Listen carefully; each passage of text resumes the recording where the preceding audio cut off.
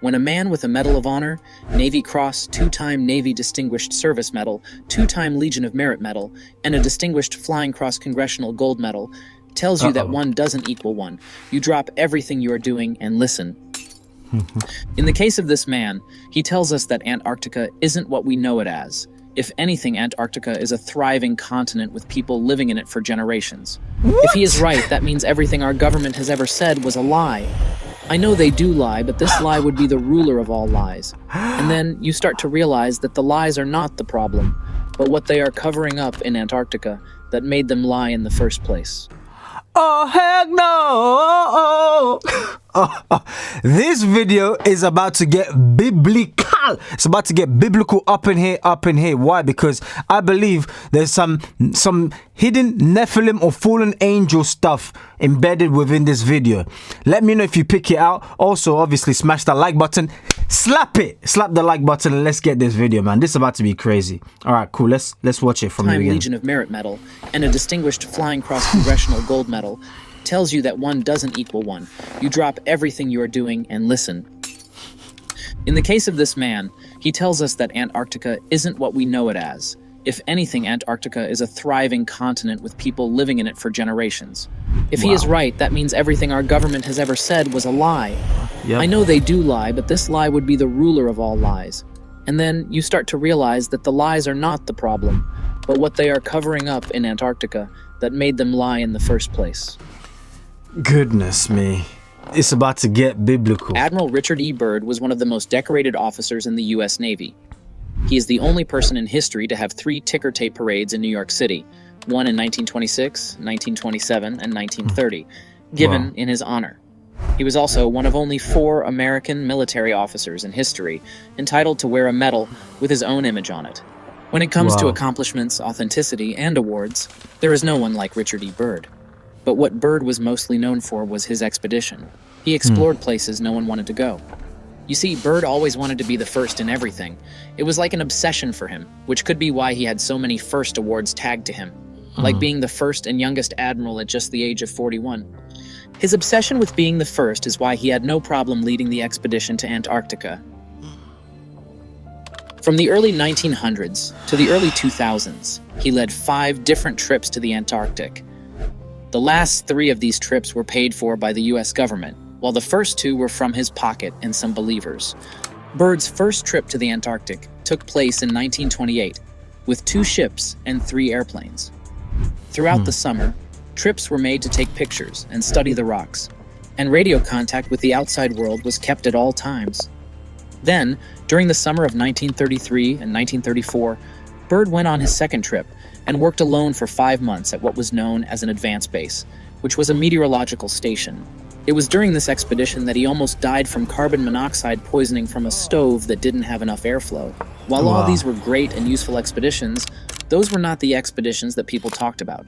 The first 2 were free of any sort of controversies, but the third one wasn't, and weirdly enough, this was when the government started getting involved with Byrd's expedition. From 1946 to 1947, Byrd led an expedition called Operation High Jump, which set up a research base on the Ross Ice Shelf called Little America for 4. Antarctica, a composite portrait of a continent which has challenged man since first he could sail beyond the limits of his horizon. All I'm saying is, why is this the only treaty that's never been broken worldwide? Every single country, every single continent, if you want to say, are in alliance with this. This is the only treaty that's never been broken. Admiral Byrd. Guys, let me know in the comment section because I read through all my comments. Do you know anything about this? Fill me in and smash that like button. In fact, slap the like button. Don't even smash it. Just slap it. All right? Back into the video where we left off. He can sail beyond the limits of his horizon. The Antarctic continent. World War II had shown that U.S. ships and aircraft were not up to cold weather. Ships that were operating in the Arctic Sea often froze up, and I mean that literally. Planes coming from Greenland and even Iceland crashed just because of the weather. So in response to that, the U.S. came up with a set of steps to make it easier to use these ships and planes under Arctic conditions. At the same time, the U.S. wanted to see if this could be done from a long distance. Operation High Jump would be created to test and find answers to these questions. A naval task force would go to Antarctica, as part of a drill to see how well the equipment stood out against the cold.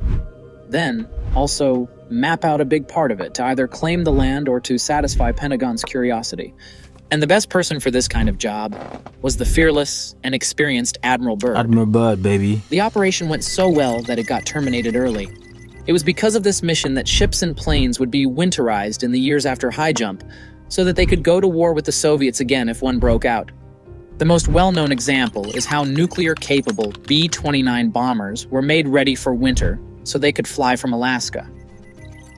All what I've told you so far was the government version of the story, but here is where people started to ask questions. If it was just a drill, why are you going with 14 ships, 33 aircraft, and about 4,700 men armed to the teeth? There were 2 destroyers tankers, 2 heavily armed seaplanes, and an attack submarine all fully stocked with the best weapons in the entire Navy. You're going as if you're going to war. Heavy loaded, Herbie fully loaded, ready to take down, like... Why?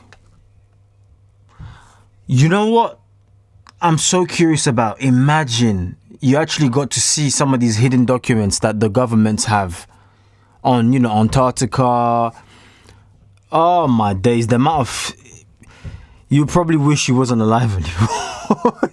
It's okay, no, I don't want to know anymore. I didn't see anything. I didn't see anything. No, bye. Insanity. That was really a lot of equipment and personnel for just a drill. Apparently, they needed that number to fight the Nazis in Antarctica. You see, in December 1938, Hitler already knew he was about to start a war, so he was putting things in order and getting help from every aspect, including the ones that people would call you crazy for thinking about it. Imagine being on the brink of war and then sending your troops to go find mysterious ancient artifacts that could be used in your favor. Sounds stupid, right? But to Hitler, it wasn't. Anything that could help him was explored. So he signed off on multiple expeditions. One of these expeditions launched on December 17th, 1938, and the SAS Schwabenland was sent on a secret mission to Antarctica. On board were scientists, engineers, and also members of the Thule Society, which was a German occultist group. The Thule Society had a lot of beliefs, and most of those beliefs were strongly rooted in racism, hurting anyone who was different than them, especially the Jews. But one belief they had was that a highly advanced race of human-like beings called Aryans existed somewhere deep inside the Earth, and the entrance to Aryans' world was at the South Pole. So the classified mission given by Hitler to the SS Schwabenland was to find a location for a secret underground base and make contact with the Aryans living in the hollow Earth. Once contact was made, they were to negotiate for access to their technology so that they could use it in the upcoming war. The ship reached the Antarctic coast a month later, and for the next couple of weeks, they mapped hundreds of thousands of square miles of the continent. About 150 miles inland, aerial reconnaissance found what is described as an Arctic oasis, an area of about 300 square miles. This area was free of ice, filled with warm water, and even contained plant life, which shouldn't be. The ocean beneath the oasis was a geothermal vent that kept the area relatively warm. This was the ideal place for a base, especially for U-boats. This is where the Nazis would establish the infamous underground facility known as Base 211. Over the course of World War II, Base 211 became a massive complex as large as a small city. Noticing what was happening, the American government was getting worried about this development happening in Antarctica. What's that saying again? Keep your friends close, your enemies closer. And America was going to do that with Operation High Jump. Now, Operation High Jump was supposed to last 6 to 8 months. But remember, I said the mission was cut short because it was successful. The mission lasted just 40 days, and almost immediately everyone was evacuated and the operation terminated. The Navy said it was because winter was coming early and the weather was getting worse, but in Antarctica, February was the height of summer. Their statement didn't correlate with the facts. Remember that they went there in the first place to test their stuff against the cold. If what they said was true, shouldn't the weather be perfect for their test? This was when the conspiracy theories started coming out. Did something happen in Antarctica that made the massive Navy group return to the United States, probably to reassess and regroup? And what were they regrouping for? For a long time, Nobody knew, but all that changed when a diary was found. On one of his routine flights, Admiral Byrd was flying over the South Pole while speaking with the American public over live radio being relayed by the Navy to listeners. This was like watching your favorite influencer talk or share their experiences. However, during the broadcast, Byrd was cut off from his radio monologue for nearly 3 hours. No one could hear him, not even the Navy. This was a problem. No one knew where Byrd was or could communicate with him. It was after Byrd released his diary that we were able to see what happened in those 3 missing hours. We are crossing over the small mountain range and still proceeding northward as best as can be ascertained. Beyond the mountain range is what appears to be a valley with a small river or stream running through the center portion. There should be no green valley below. Something is definitely wrong and abnormal here. We should be over ice and snow. To the port side are great forests growing on the mountain slopes. Our navigation instruments are still spinning. The gyroscope is oscillating back and forth.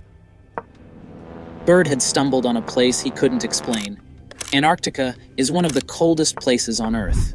Warmth and green, fleshy plantations shouldn't exist. To even sound more confusing, Byrd talks about not seeing the sun anymore, which was worrying for him because he was having problems with his navigation system, so he had to resort to using the sun for directions, and now he can't find the sun. Crazy stuff, man. The light here seems different. I cannot see the sun anymore. We make another left turn and we spot what seems to be a large animal of some kind below us. It appears to be an elephant. No, it looks more like a mammoth. This is incredible. Yet, there it is. Decrease altitude to 1,000 feet and take binoculars to better examine the animal. It is confirmed. It is definitely a mammoth-like animal. Report this to base camp.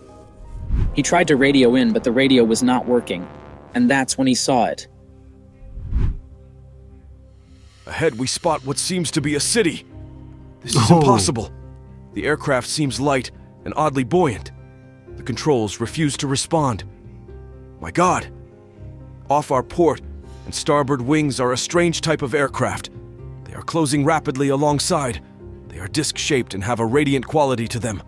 They are close enough now to see the markings on them. It is a type of swastika. This is fantastic.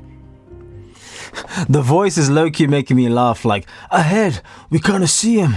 We see the city. This is impossible. How? It reminds me of Arnold Schwarzenegger. How? Come on, do it. Kill me, come on. How? I don't know what's wrong with me. Guys, smash that, slap the like button, okay, if you're enjoying this content. But this is getting fallen... The city of the fallen angels. Do you believe in fallen angels? Do you believe in demons? Yes or no? Let me know in the comment section down below as well whilst you're there slapping the like button. But let's carry on, man. There's more to this. There's more than meets the eye. Now, even I don't know what he saw. Was it an alien? Was it an ancient civilization? Was it actually the Aryans the Germans were looking for? What was it?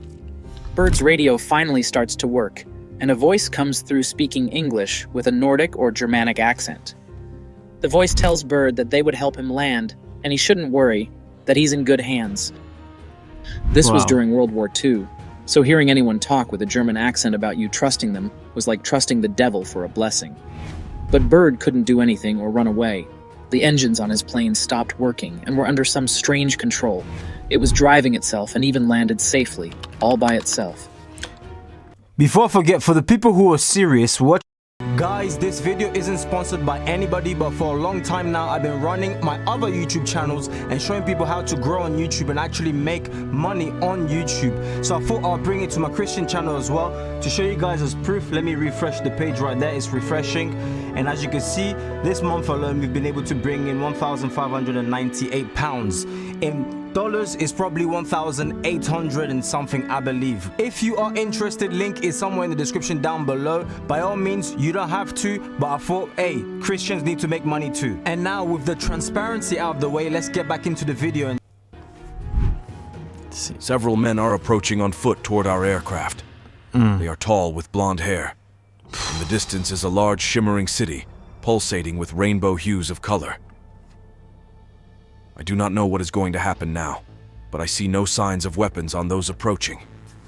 I hear now a voice ordering me by name to open the cargo door. I comply. By name? End log. Byrd was taken from the aircraft and boarded on a small platform-like conveyance with no wheels and into the city. Byrd was in awe of what he saw. A city made of crystal materials that made it very beautiful. He was then taken into a large building, and it was there he met the one known as the Master. Whoa. This sounds I demonic see a already. man with delicate features and with the etching of years upon his face. He is seated at a long table. He motions me to sit down in one of the chairs. After I am seated, he places his fingertips together and smiles. He speaks softly again and conveys the following. We have let you enter here because you are of noble character and well known on the surface world, Admiral. The Surface world. I half gasp under my breath. Yes, the Master replies with a smile. You are in the domain of the Ariani, the inner world of the Earth. What the? Oh, hello! What? If this is true, goodness me. This sounds to me like we're living on top of the Earth, and then underneath is the demonic realm, or the demonic, because you remember, as above, so as below, so upside down. And the demons are like walking underneath us, and they're in another world. And if you go to the Antarctica, then you somehow enter Earth upside down. I don't know. That's what. If you get what I'm saying, then let me know in the comment section. Goodness me. Byrd was shocked. If what the Master just said is true, that means everything we've ever known about our universe and Earth is wrong. Let me take a moment to explain why this is mind-blowing. There is a theory known as the Hollow Earth theory. Some people heavily believe that there was and probably is an opening to the center of the Earth. In the 1690s, English astronomer Edmund Halley told the Royal Society of London that he thought the Earth was made up of stacked spherical shells that spun in different directions around a central core. Halley thought that the space between the shells could have conditions that supported life. In the 1810s, American officer John Cleves Sims added to Halley's idea by saying that those spheres could be reached through holes in both the North and South Poles. Some believers say that this place is home to aliens, Vikings, ancient cultures, and even Nazis that were trying to escape the Allies. They also claim that Adam and Eve from the Bible were banished from the inside of the Earth to the outside, and the lost tribes of Israel migrated from the outside to the inside. And of course, you don't know of this because it has been debunked by numerous governments, but if what Byrd said and stumbled upon is true, then that means we've all lived a lie. Oh my goodness. Your whole life has been a lie. Run for your life. The Master told Byrd that he meant him no harm, but he wanted to talk to him because Byrd was a respectable person whose opinion matters in the surface world, which was true. The Master then tells Byrd the reason for intercepting Byrd's plane was to give him a message to tell the surface world about the war going on. The atomic bombs over Hiroshima and Nagasaki, Japan, were a cause for worry for them. The world had not seen something like that before. It was alarming for them that they had to risk exposure and send their flying ships to investigate what had happened. Surprisingly, this tallies the numerous accounts of eyewitnesses of UFOs that were recorded during that period. And weirdly enough, they are mostly seen in nuclear plants that could be used for nuclear warfare, in which later, the plants will usually report that something just stopped working or the plant was sabotaged, like in the case of the Solway Firth spaceman. This is a weird thing to think or say, but it's weird that we've not had a World War III, not that I am praying for one. What is wrong with this guy, bruv? Stop saying that rubbish. Stop saying that nonsense in Jesus' name. Not that I'm praying for one. Come on, man, get out of here. I love peace, but knowing how humanity likes division more than unity, it's just weird. So It's not weird, maybe it's we owe God. these people our lives. The Master keeps talking about how they have to intervene because mankind has learned to tamper with certain powers. Our emissaries have already delivered messages to the powers of your world, and yet they do not heed. Your race has now reached the point of no return, for there are those among you who would destroy your very world rather than relinquish their power as they know it. The dark ages that will come now for your race will cover the earth like a pall, but I believe that some of your race will live through the storm. Beyond that, I cannot say. We see at a great distance a new world stirring from the ruins of your race, seeking its lost and legendary treasures, and they will be here, my son, safe in our keeping. When that time arrives, we shall come forward again to help revive your culture and your race. Perhaps by then you will have learned the futility of war and its strife. And after that time, certain of your culture and science will be returned for your race to begin anew. You, my son, are to return to the surface world with this message. After Byrd was given the full message, he was escorted out of the room and soon arrived back at their aircraft and were escorted out of the Crystal City. As soon as they left the city, a radio message came through. "We are leaving you now, Admiral. Your controls are free. Auf Wiedersehen." And that was it. Byrd was confused about what just happened. Finally, his radio was working. Does anybody know, was Admiral Byrd a Mason by any chance? Does anybody know that? If you know, obviously talk to me in the comment section down below, but does anybody know if Admiral Byrd was a Mason or a Freemason? Because that will change everything. Because then, you know, it could be, for all we know, he could be an industry plant or something. And the Navy could reach him.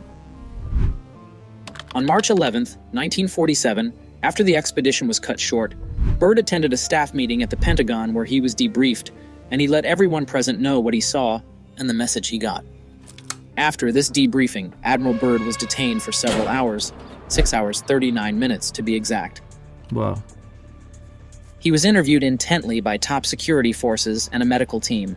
He was placed under strict control and was ordered to remain silent about everything he saw or heard at the Crystal City.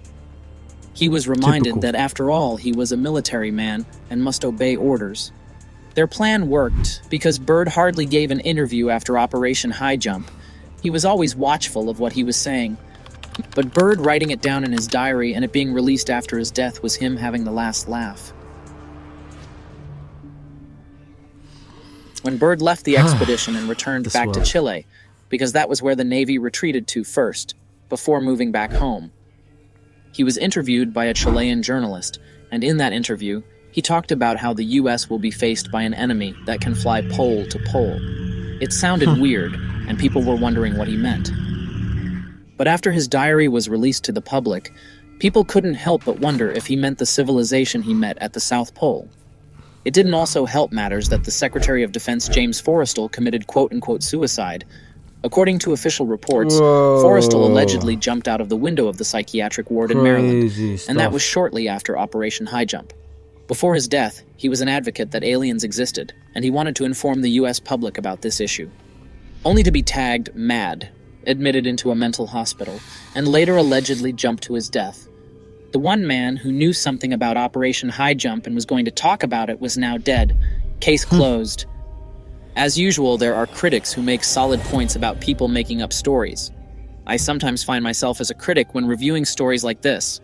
Like, for example, stories of equipment malfunctioning were believed to be works of aliens, but it turns out that the extreme cold caused a lot of systems to malfunction. This is why Operation High Jump was formed in the first place. Also, when he talked about the United States being attacked pole to pole in his interview, he was talking about attacks from Germans coming from the South Pole to the North Pole, not necessarily about aliens. Journalists have a talent of making the simple sound extravagant to capture people and sell more papers. But the most important criticism of all was that the diary didn't exist. Yep, it was never written by Byrd. It was all a lie.